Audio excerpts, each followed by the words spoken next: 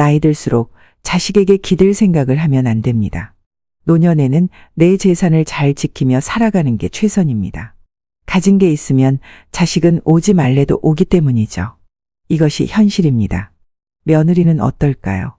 며느리는 피 한 방울 섞이지 않은 남의 자식입니다.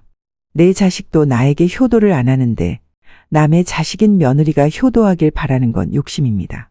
며느리는 아들 때문에 도리를 하는 것이니 시어머니 안 모신다고 해서 서운해하면 안 됩니다. 저도 나이 70이 넘어 남편과 사별하고 때때로 외로움이 밀려오지만 혼자 있는 습관을 연습 중입니다. 될수록 자식은 멀리하고요. 오늘은 여러분을 위해 조금 특별한 이야기를 준비했습니다. 요양원에 들어가기 전 어머니가 아들에게 보낸 편지 한 장을 읽어드리겠습니다. 같이 들어보시죠. 미안하구나, 아들아. 그저 늙으면 죽어야 하는 것인데. 모진 목숨 병든 몸으로 살아 너에게 짐이 되는구나. 요양원에 사는 것으로도 나는 족하다. 그렇게 일찍 네 애비만 여의지 않았더라도 땅 한 평 남겨줄 형편은 되었을 터인데 못나고 못 배운 주변머리로 짐 같은 가난만 물려주었구나. 내 한 입 떨어 너의 짐이 가벼울 수 있다면 좋았을 텐데. 나도 어지러운 아파트 꼭대기에서 새처럼 갇혀 쓸쓸히 죽어가느니 친구도 있고 흙도 있는 여기로 족하단다. 내 평생 너의 행복 하나만을 바라고 살았거늘 말라 비틀어진 젖꼭지파고 들던 손주 녀석 보고픈 것쯤이야 마음 한번 삭혀 참고 말지. 혹여 애미 혼자 버려 두었다고 마음 다치지 말거라. 네 녀석 착하디 착한 심사로 애미 걱정에 마음 다칠까 걱정이다. 삼시세끼 잘 먹고 약도 잘 먹고 있으니 애미 걱정일랑은 아예 말고 네 몸 건사 잘하거라. 살아생전에 너가 가난 떨치고 살아보는 것 한 번만 볼 수 있다면 나는 지금 죽어도 여한은 없다. 행복하거라, 나의 아들아. 네 곁에 남아서 짐이 되느니 너 하나 행복할 수만 있다면 여기가 지옥이라도 나는 족하구나. 사랑한다, 나의 아들아. 이 사연은 오늘을 살아가는 우리들에게 안타깝고 슬픈 현실의 모습인 것 같습니다. 저도 늙어가면서 허무한 감정이 많이 드는데요. 어떻게 보면 잠시 쉬었다 가는 게 인생이 아닐까라는 생각도 듭니다. 언제 벌써 이 나이가 되었는지 시간이 빠르네요. 부모님 모시고 병원 다닌 게 엊그제 같은데 그게 벌써 15년이 넘었네요. 더 잘해드릴 걸 못한 것만 생각나고 좋은 음식 먹을 때면 저희 어머니 살아생전 돈 없어 못해드린 것만 생각나 눈시울이 붉어집니다. 돌아가시니 후회해도 이미 늦네요. 오늘 또 하나의 사연을 준비해봤는데요. 개가 부모보다 귀한 대접을 받는 이 세상에서 쪼그려 앉아 흐느껴 울고 있는 한 80대 할머니의 사연입니다.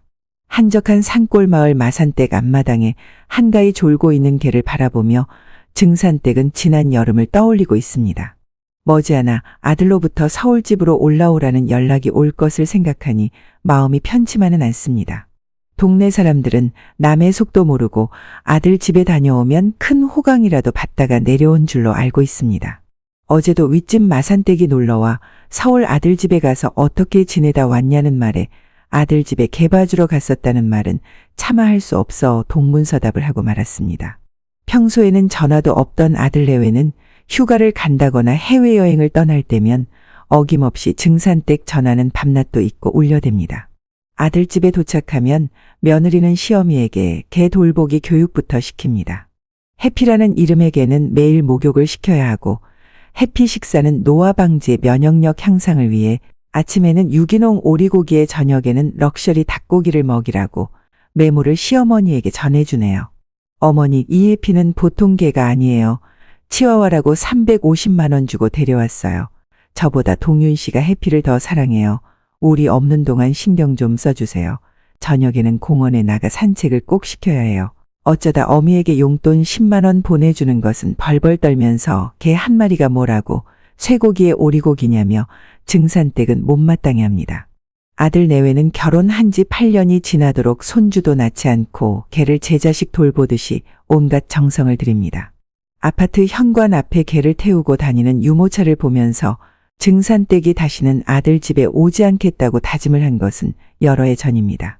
해질녘의 공원 넓은 잔디밭은 개들의 운동장으로 변합니다. 개들은 뛰어놀고 젊은 여인들은 벤치에 앉아 수다를 떨면서 자기 집 개를 자랑하느라 시간 가는 줄 모릅니다.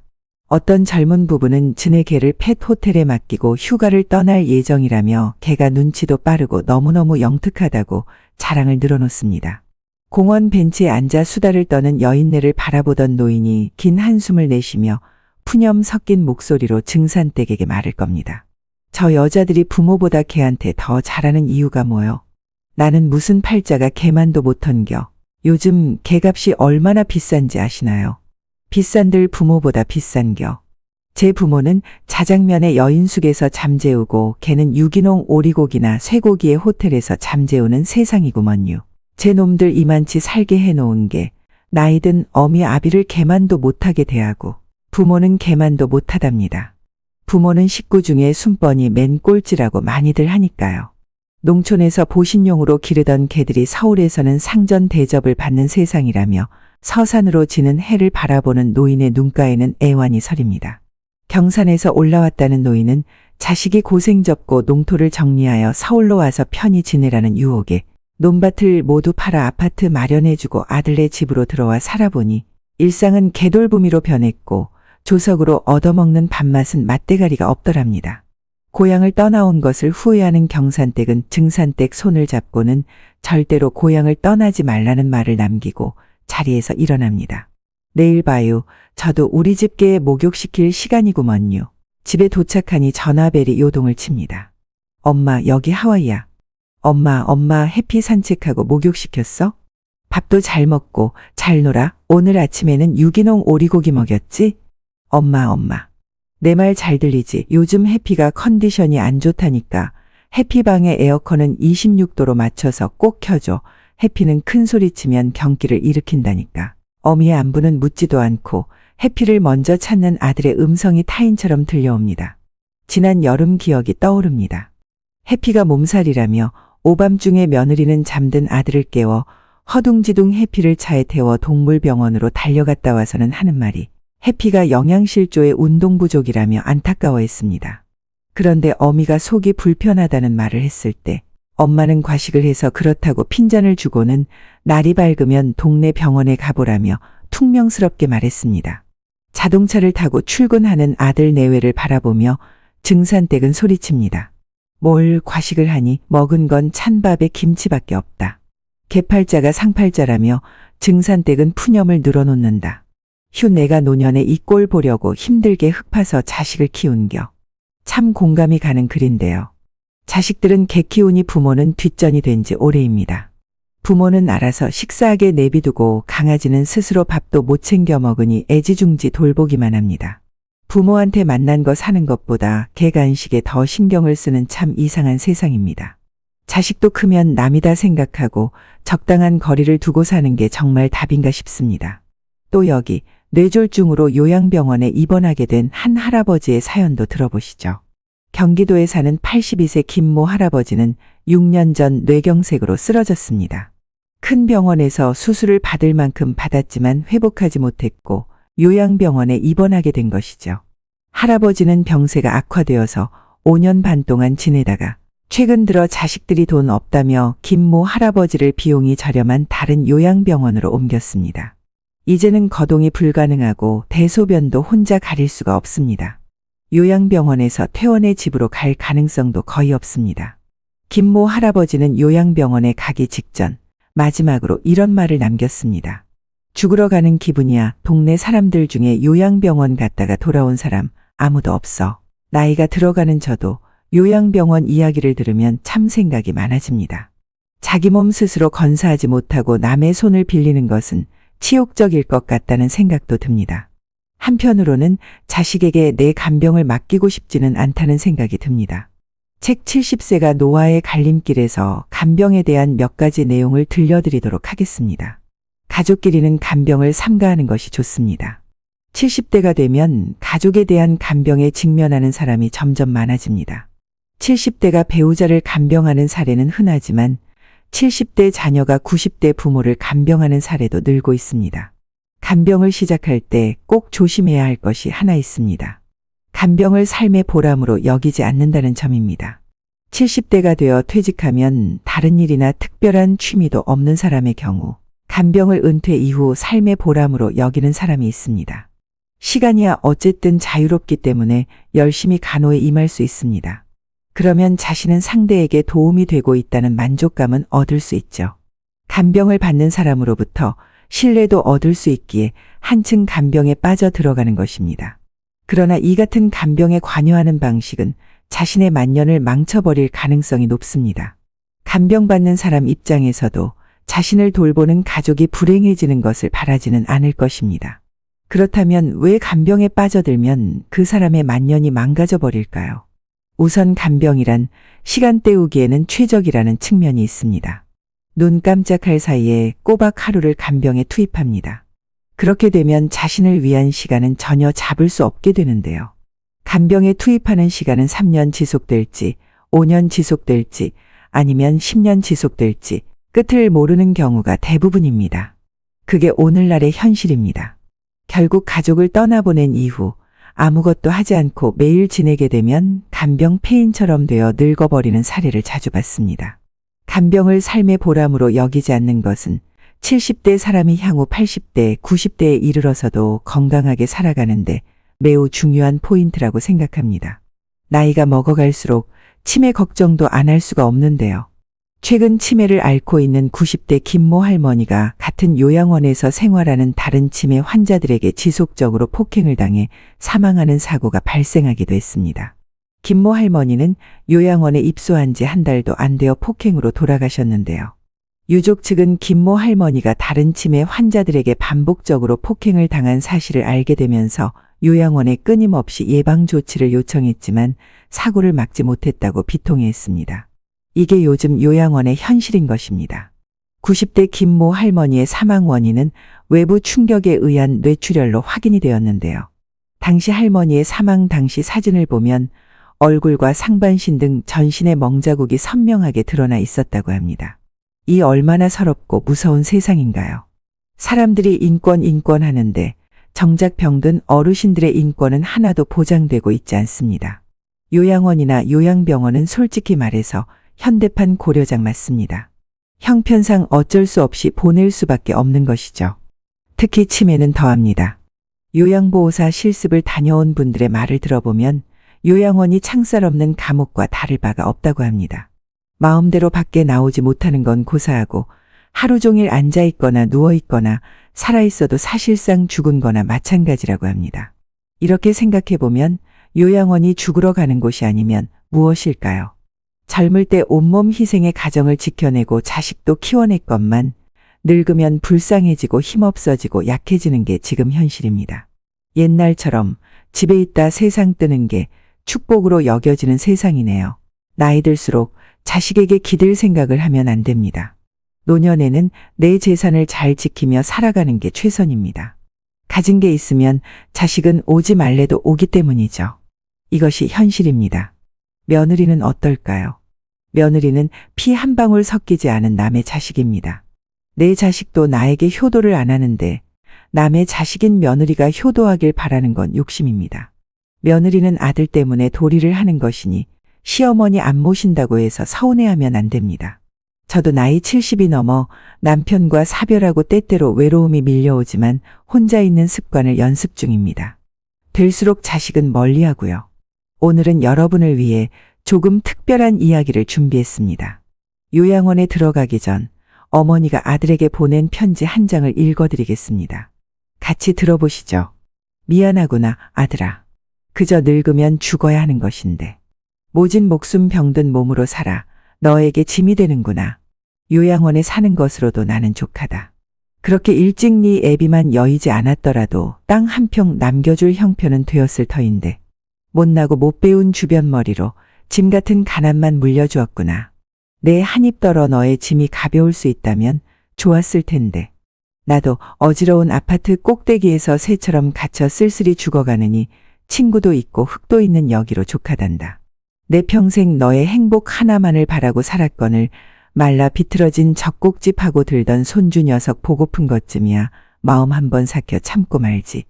혹여 애미 혼자 버려 두었다고 마음 다치지 말거라. 네 녀석 착하디 착한 심사로 애미 걱정에 마음 다칠까 걱정이다. 삼시세끼 잘 먹고 약도 잘 먹고 있으니 애미 걱정일랑은 아예 말고 네 몸 건사 잘하거라. 살아생전에 너가 가난 떨치고 살아보는 것 한 번만 볼 수 있다면 나는 지금 죽어도 여한은 없다. 행복하거라 나의 아들아. 네 곁에 남아서 짐이 되느니 너 하나 행복할 수만 있다면 여기가 지옥이라도 나는 족하구나. 사랑한다 나의 아들아. 이 사연은 오늘을 살아가는 우리들에게 안타깝고 슬픈 현실의 모습인 것 같습니다.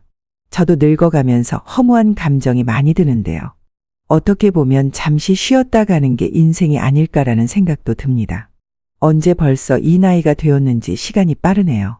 부모님 모시고 병원 다닌 게 엊그제 같은데 그게 벌써 15년이 넘었네요. 더 잘해드릴 걸 못한 것만 생각나고 좋은 음식 먹을 때면 저희 어머니 살아생전 돈 없어 못해드린 것만 생각나 눈시울이 붉어집니다. 돌아가시니 후회해도 이미 늦네요. 오늘 또 하나의 사연을 준비해봤는데요. 걔가 부모보다 귀한 대접을 받는 이 세상에서 쪼그려 앉아 흐느껴 울고 있는 한 80대 할머니의 사연입니다. 한적한 산골마을 마산댁 앞마당에 한가히 졸고 있는 개를 바라보며 증산댁은 지난 여름을 떠올리고 있습니다. 머지않아 아들로부터 서울집으로 올라오라는 연락이 올 것을 생각하니 마음이 편치만은 않습니다. 동네 사람들은 남의 속도 모르고 아들 집에 다녀오면 큰 호강이라도 받다가 내려온 줄로 알고 있습니다. 어제도 윗집 마산댁이 놀러와 서울 아들 집에 가서 어떻게 지내다 왔냐는 말에 아들 집에 개 봐주러 갔었다는 말은 차마 할 수 없어 동문서답을 하고 말았습니다. 평소에는 전화도 없던 아들 내외는 휴가를 간다거나 해외여행을 떠날 때면 어김없이 증산댁 전화는 밤낮도 잊고 울려댑니다. 아들 집에 도착하면 며느리는 시어미에게 개 돌보기 교육부터 시킵니다. 해피라는 이름의 개는 매일 목욕을 시켜야 하고 해피 식사는 노화 방지 면역력 향상을 위해 아침에는 유기농 오리고기에 저녁에는 럭셔리 닭고기를 먹이라고 메모를 시어머니에게 전해주네요. 어머니, 이 해피는 보통 개가 아니에요. 치와와라고 350만 원 주고 데려왔어요. 저보다 동윤 씨가 해피를 더 사랑해요. 우리 없는 동안 신경 좀 써주세요. 저녁에는 공원에 나가 산책을 꼭 시켜야 해요. 어쩌다 어미에게 용돈 10만 원 보내주는 것은 벌벌 떨면서 개 한 마리가 뭐라고 쇠고기에 오리고기냐며 증산댁은 못마땅해 합니다. 아들 내외는 결혼한 지 8년이 지나도록 손주도 낳지 않고 개를 제 자식 돌보듯이 온갖 정성을 들입니다. 아파트 현관 앞에 개를 태우고 다니는 유모차를 보면서 증산댁이 다시는 아들 집에 오지 않겠다고 다짐을 한 것은 여러 해 전입니다. 해질녘의 공원 넓은 잔디밭은 개들의 운동장으로 변합니다. 개들은 뛰어놀고 젊은 여인들은 벤치에 앉아 수다를 떨면서 자기 집 개를 자랑하느라 시간 가는 줄 모릅니다. 어떤 젊은 부부는 지네 개를 펫 호텔에 맡기고 휴가를 떠날 예정이라며 개가 눈치도 빠르고 너무너무 영특하다고 자랑을 늘어놓습니다. 공원 벤치에 앉아 수다를 떠는 여인네를 바라보던 노인이 긴 한숨을 내쉬며 푸념 섞인 목소리로 증산댁에게 말을 겁니다. 저 여자들이 부모보다 개한테 더 잘하는 이유가 뭐요? 나는 무슨 팔자가 개만도 못 턴겨. 요즘 개값이 얼마나 비싼지 아시나요? 비싼들 부모보다 비싼겨. 제 부모는 자장면에 여인숙에서 잠재우고 개는 유기농 오리고기나 쇠고기의 호텔에서 잠재우는 세상이구먼요. 제 놈들 이만치 살게 해놓은 게 나이든 어미 아비를 개만도 못하게 대하고 부모는 개만도 못하답니다. 부모는 식구 중에 순번이 맨 꼴찌라고 많이들 하니까요. 농촌에서 보신용으로 기르던 개들이 서울에서는 상전 대접을 받는 세상이라며 서산으로 지는 해를 바라보는 노인의 눈가에는 애환이 서립니다. 경산에서 올라왔다는 노인은 자식이 고생 접고 농토를 정리하여 서울로 와서 편히 지내라는 유혹에 논밭을 모두 팔아 아파트 마련해주고 아들네 집으로 들어와 살아보니 일상은 개돌보미로 변했고 조석으로 얻어먹는 밥맛은 맛대가리가 없더랍니다. 고향을 떠나온 것을 후회하는 경산댁은 증산댁 손을 잡고는 절대로 고향을 떠나지 말라는 말을 남기고 자리에서 일어납니다. 내일 봐요. 저도 우리 집 개 목욕시킬 시간이구먼요. 집에 도착하니 전화벨이 요동을 칩니다. 엄마, 여기 하와이야. 엄마 해피 산책하고 목욕시켰어? 밥도 잘 먹고 잘 놀아. 오늘 아침에는 유기농 오리고기 먹였지? 엄마. 내 말 잘 들리지? 요즘 해피가 컨디션이 안 좋다니까. 해피 방의 에어컨은 26도로 맞춰서 꼭 켜줘. 해피는 큰 소리치면 경기를 일으킨다니까. 어미의 안부는 묻지도 않고 해피를 먼저 찾는 아들의 음성이 타인처럼 들려옵니다. 지난 여름 기억이 떠오릅니다. 해피가 몸살이라며 오밤중에 며느리는 잠든 아들을 깨워 허둥지둥 해피를 차에 태워 동물병원으로 달려갔다 와서는 하는 말이 해피가 영양실조의 운동 부족이라며 안타까워했습니다. 그런데 어미가 속이 불편하다는 말을 했을 때 엄마는 과식을 해서 그렇다고 핀잔을 주고는 날이 밝으면 동네 병원에 가보라며 퉁명스럽게 말했습니다. 자동차를 타고 출근하는 아들 내외를 바라보며 증산댁은 소리칩니다. 뭘 과식을 하니 먹은 건 찬밥에 김치밖에 없다. 개팔자가 상팔자라며 증산댁은 푸념을 늘어놓는다. 휴 내가 노년에 이 꼴 보려고 힘들게 흙파서 자식을 키운겨. 참 공감이 가는 글인데요. 자식들은 개 키우니 부모는 뒷전이 된 지 오래입니다. 부모는 알아서 식사하게 내비두고 강아지는 스스로 밥도 못 챙겨 먹으니 애지중지 돌보기만 합니다. 부모한테 만난 거 사는 것보다 개 간식에 더 신경을 쓰는 참 이상한 세상입니다. 자식도 크면 남이다 생각하고 적당한 거리를 두고 사는 게 정말 답인가 싶습니다. 또 여기 뇌졸중으로 요양병원에 입원하게 된 한 할아버지의 사연도 들어보시죠. 경기도에 사는 82세 김모 할아버지는 6년 전 뇌경색으로 쓰러졌습니다. 큰 병원에서 수술을 받을 만큼 받았지만 회복하지 못했고 요양병원에 입원하게 된 것이죠. 할아버지는 병세가 악화되어서 5년 반 동안 지내다가 최근 들어 자식들이 돈 없다며 김모 할아버지를 비용이 저렴한 다른 요양병원으로 옮겼습니다. 이제는 거동이 불가능하고 대소변도 혼자 가릴 수가 없습니다. 요양병원에서 퇴원의 집으로 갈 가능성도 거의 없습니다. 김모 할아버지는 요양병원에 가기 직전 마지막으로 이런 말을 남겼습니다. 죽으러 가는 기분이야. 동네 사람들 중에 요양병원 갔다가 돌아온 사람 아무도 없어. 나이가 들어가는 저도 요양병원 이야기를 들으면 참 생각이 많아집니다. 자기 몸 스스로 건사하지 못하고 남의 손을 빌리는 것은 치욕적일 것 같다는 생각도 듭니다. 한편으로는 자식에게 내 간병을 맡기고 싶지는 않다는 생각이 듭니다. 책 70세가 노아의 갈림길에서 간병에 대한 몇 가지 내용을 들려드리도록 하겠습니다. 가족끼리는 간병을 삼가하는 것이 좋습니다. 70대가 되면 가족에 대한 간병에 직면하는 사람이 점점 많아집니다. 70대가 배우자를 간병하는 사례는 흔하지만 70대 자녀가 90대 부모를 간병하는 사례도 늘고 있습니다. 간병을 시작할 때 꼭 조심해야 할 것이 하나 있습니다. 간병을 삶의 보람으로 여기지 않는다는 점입니다. 70대가 되어 퇴직하면 다른 일이나 특별한 취미도 없는 사람의 경우 간병을 은퇴 이후 삶의 보람으로 여기는 사람이 있습니다. 시간이야 어쨌든 자유롭기 때문에 열심히 간호에 임할 수 있습니다. 그러면 자신은 상대에게 도움이 되고 있다는 만족감은 얻을 수 있죠. 간병을 받는 사람으로부터 신뢰도 얻을 수 있기에 한층 간병에 빠져 들어가는 것입니다. 그러나 이 같은 간병에 관여하는 방식은 자신의 만년을 망쳐버릴 가능성이 높습니다. 간병받는 사람 입장에서도 자신을 돌보는 가족이 불행해지는 것을 바라지는 않을 것입니다. 그렇다면 왜 간병에 빠져들면 그 사람의 만년이 망가져 버릴까요? 우선 간병이란 시간 때우기에는 최적이라는 측면이 있습니다. 눈 깜짝할 사이에 꼬박 하루를 간병에 투입합니다.